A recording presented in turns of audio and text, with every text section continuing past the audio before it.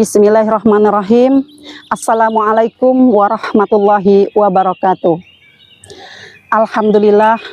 Alhamdulillahilladzi arsala rasulahu bil huda wa dinil haq liyudhhirahu 'alad dini kullihi wa kafa billahi syahida. Asyhadu an la ilaha illallah wahdahu la syarikalah wa asyhadu anna Muhammadan abduhu wa rasuluh. Amma ba'du. Saudara-saudaraku kaum muslimin rahimakumullah.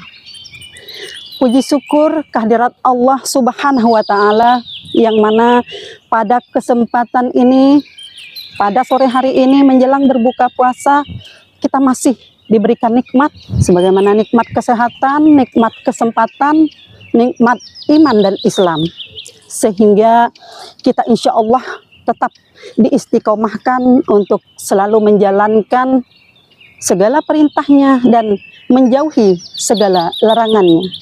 Salawat beserta salam kita hibahkan kepada junjungan kita Nabi besar Muhammad sallallahu alaihi wasallam.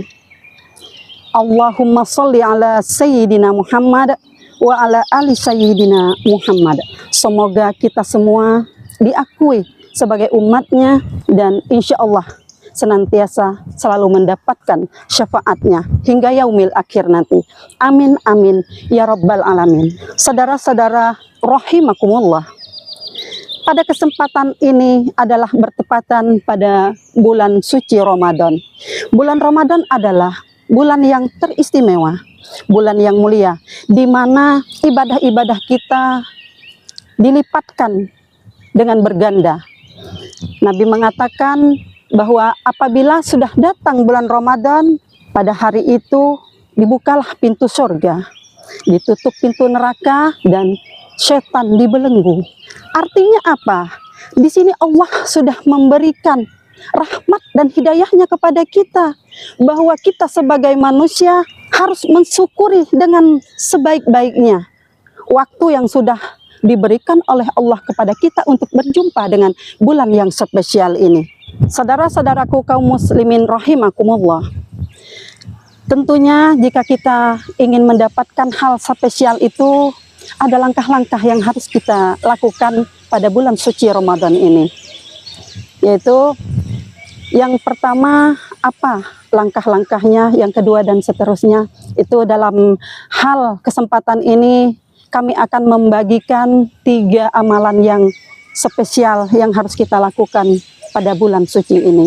Apakah amalan tersebut? Pertama adalah sholat. Jadi sholat 5 waktu jangan sampai kita tinggalkan, jaga. Karena apa? Sholat 5 waktu itu adalah hukum kait kita dengan Allah. Sholat 5 waktu dalam sehari semalam, hubungan kait kita dengan Allah diibaratkan tali. Jadi hubungan kita tidak pernah putus dengan Allah. Bagaimana kondisinya jika tali itu putus hubungan kita dengan Allah? Maka Allah tidak mungkin menjaga kita sebagai hambanya.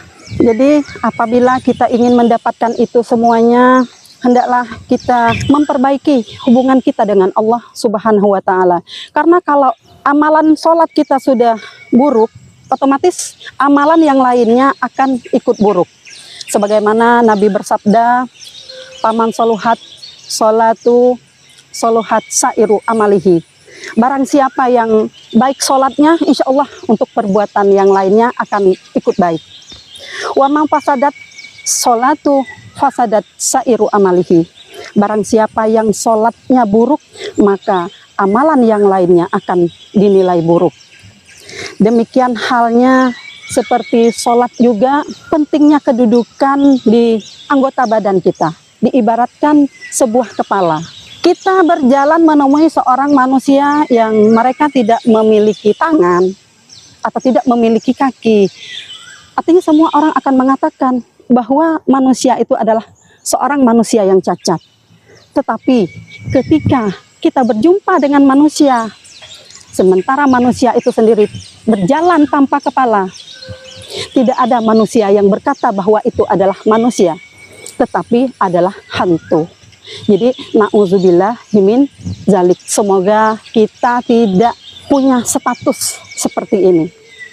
Jadi intinya di bulan suci Ramadan ini, mari kita mendekatkan diri kepada Allah Subhanahu wa Ta'ala dengan cara menjaga sholat kita dengan sebaik-baiknya, agar kita tidak memiliki status yang seperti itu tadi. Setelah sholat, yaitu Quran. Bulan Ramadan identik dengan bulannya Quran. Kenapa Al-Quran? Syahru Ramadan allazi unzila fihil Quran. Di bulan Ramadan, Quran berlipat-lipat ganda. Allah telah mencurahkan kepada kita di bulan Ramadan ini untuk mendapatkan pahala dari interaksi kita terhadap Al-Quran. Yang sebagaimana apabila kita membaca Al-Quran ketika di luar Ramadan, kita akan dilipatkan 10 kali lipat kebaikan. Nah, bagaimana bacaan Al-Quran kita di dalam bulan Ramadan ini? Artinya bukan 10 kali lipat lagi, tetapi sudah berlipat-lipat. Semoga kita semua mendapatkan amalan ini semua, amalan yang istimewa di bulan suci Ramadan ini. Dalam kriteria untuk bacaan Al-Quran ada 3 kriteria. Yang pertama, ada orang yang senang membaca Al-Quran, mudah di dalam membacanya, dan kemungkinan mereka sudah belajar sejak dini, masih kecil sudah belajar Al-Quran. Dan ada juga golongan kedua, yang mereka itu Al-Qurannya masih tersendat-sendat, tertatih-tatih. Barangkali mereka baru belajar Iqra atau baru tamat Iqra, jadi tertatih-tatih. Dan golongan yang ketiga, ada orang yang tidak bisa baca Al-Quran. Tapi dengan ini semua bukan menjadi halangan untuk kita tidak mendalami Al-Quran dan tidak membaca Al-Quran. Namun yang tertatih-tatih, belajarlah dengan ketertatih-tatihannya. Yang belum bisa membaca, untuk sementara ini dengarkan orang yang membaca Al-Quran. Karena yang tertatih-tatih itu pahalanya juga spesial, dan yang tidak bisa membaca, dia mendengarkan, pahalanya sama, dikasih Allah dengan berlipat-lipat ganda. Sementara syukur alhamdulillah, kita bagi yang mampu membaca Al-Quran dengan baik, mari selesaikan Al-Quran kita, hatamkan Al-Quran kita dengan tartil. Jadi itu yang diprioritaskan untuk pertama bulan suci Ramadan ini. Kemudian yang terakhir itu adalah sedekah.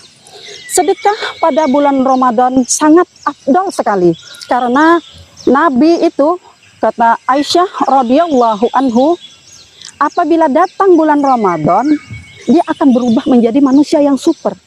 Super apa? Yaitu super dermawannya.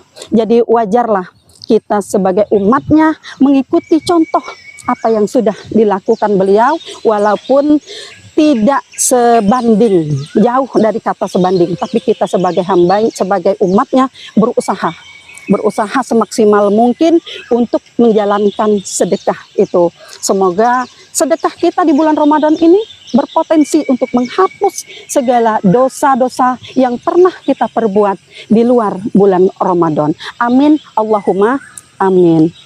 Nah, di sini di dalam hal bab sedekah itu ada 3 kriteria. Yang pertama, sedekah apa yang kita prioritaskan di bulan Ramadan? Yang pertama itu adalah memberi makan orang yang sedang berpuasa.